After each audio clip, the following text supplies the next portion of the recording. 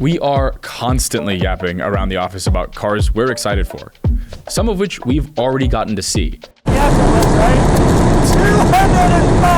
As you'd imagine, there are certain cars we're more excited for than others. I work on the Edmunds news team, so we're always looking forward, and we are stoked for next year. Expect to see everything from new supercars to sport trucks and sunny convertibles. So let's geek out, get excited, and talk about a few of the dope cars coming out next year. Starting off hot, I cannot wait for the new 4Runner. Toyota hasn't given us a properly updated version of its trucky SUV since 2009.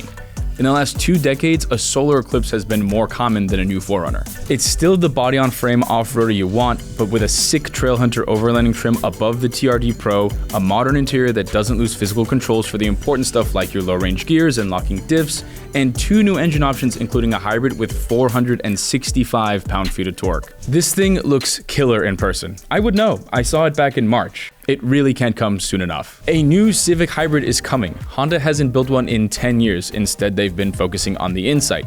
But in 2023, the Toyota Prius came out swinging and Honda took notice. The current gen Civic rules, and the hybrid setup coming next year has the same power and more torque than the sporty SI we lived with for a year. The top trim gets the new Google Infotainment Suite too. I had the chance to drive this thing back in June and I came away super impressed. Whispers around the office tell me that we're going to be spending a lot more time in the Civic Hybrid real soon. So if you want to see more of that, toss us a like and a sub. Big lifted truck? Yeah, that's cool. Little baby sport truck? Way cooler. Ford effectively built a successor to the old Focus ST, except this one has a bed. Ford borrowed the brakes and the transmission from the European spec Focus ST, dropped the suspension, and made the steering quicker.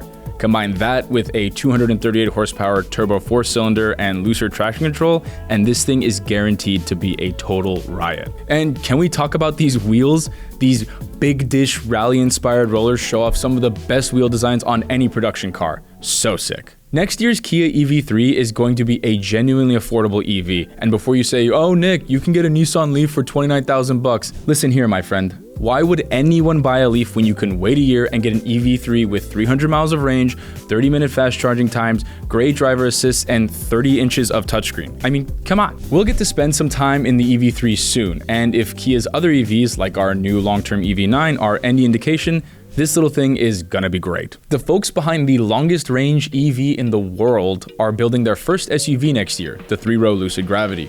It's the sleek future bean arch enemy of the Rivian R1S. Expect as much as 440 miles of range, 0 to 60 in less than 3.5 seconds, and charging so fast you can add 200 miles in 15 minutes. There will also be a huge 34-inch screen inside. This is what we want.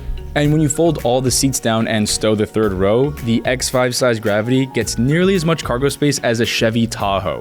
In scientific terms, that is a lot. We know you're sad to see the Hellcat go. Believe me, we are too. But the Charger makes perfect sense as Dodge's first EV. Charger.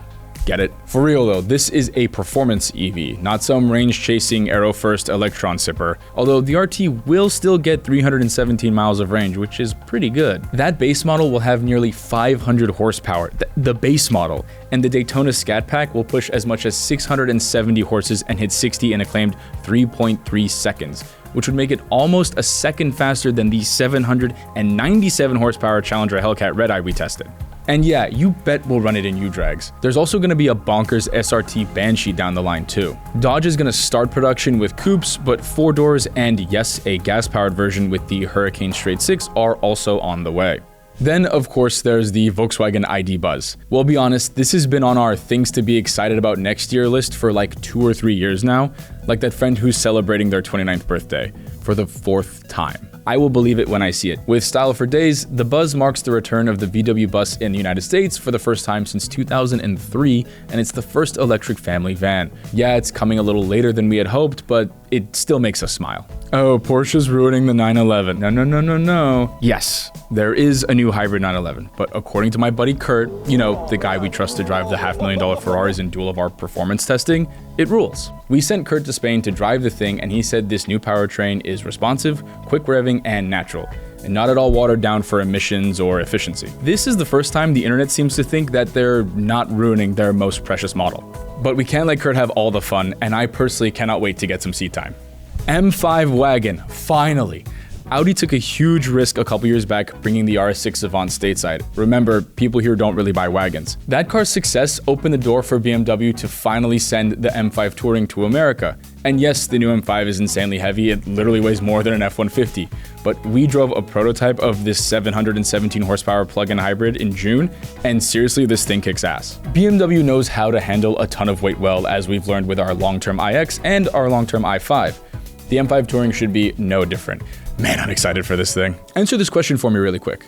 What do you get when you hand over the Defender program to the guy who used to develop Raptors?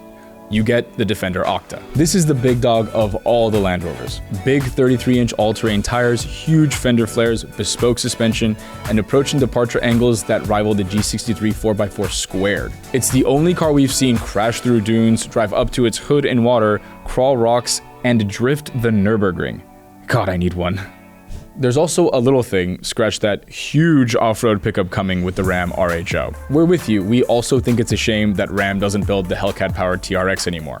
However, the Hurricane Inline-6 can haul.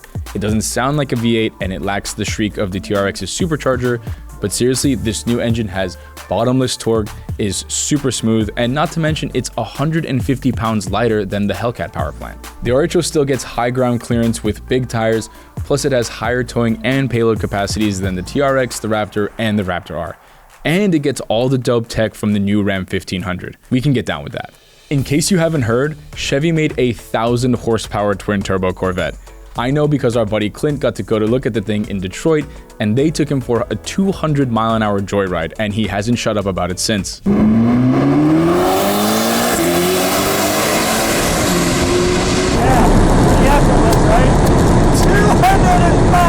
Seriously though, even the base C8 Stingray is a remarkable sports car, and the Z06 is the second coming of the 458 Italia that we all loved watching on Top Gear. This thing is straight bananas, crazy pants, bonkers town.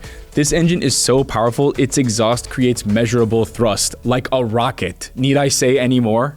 Euros do not want to hear what I'm about to tell you. Ford is building a $300,000 Mustang that they say is capable of lapping the Nürburgring in under 7 minutes. Other cars that can manage that particular feat, the 911 GT2 RS, the Mercedes-AMG GT Black Series, Lamborghini Huracan Performante, the Aventador SVJ, the Porsche 918 Spider, the list goes on and on, but these are some seriously high-performance cars we're talking about. It's called the GTD. It is a heavily modified S650 with an 800-plus horsepower supercharged V8, the same spool valve shocks they use in the Ford GT, carbon body panels, titanium exhaust, and a massive wing.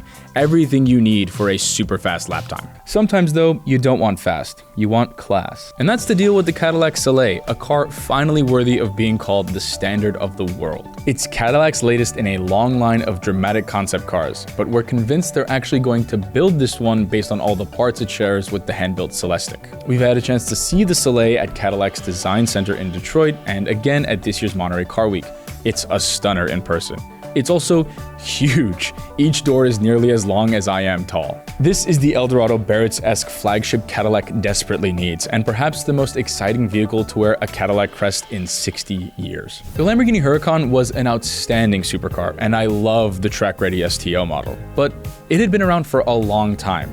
The Huracan was the cover car for Forza Horizon 2, and now we're on Forza Horizon 5. But Lamborghini has finally brought us a successor, the 2025 Temerario. This thing is borderline insane. Its bespoke twin-turbo V8 revs to 10,000, yes, you heard me right, 10,000 RPM. Combined with the 3 electric motors, the Temerario puts down over 900 horsepower. Yes, we're going to miss the Huracan's V10 shriek, but this thing is going to be nuts. And nerd fact alert, this thing runs 36 PSI of boost. For reference, the super boosty CLA 45 AMG that makes over 400 horses from a little 4-cylinder only handles 26 PSI. God, that's cool. And guess what? There's still a third of the year left to go, which means there's a lot of room for some very cool cars on the horizon. Think of this as a little appetizer before we get to the main course. But as far as we can tell, 2025 is looking pretty tasty. Thanks for watching. We'll see you in the next one.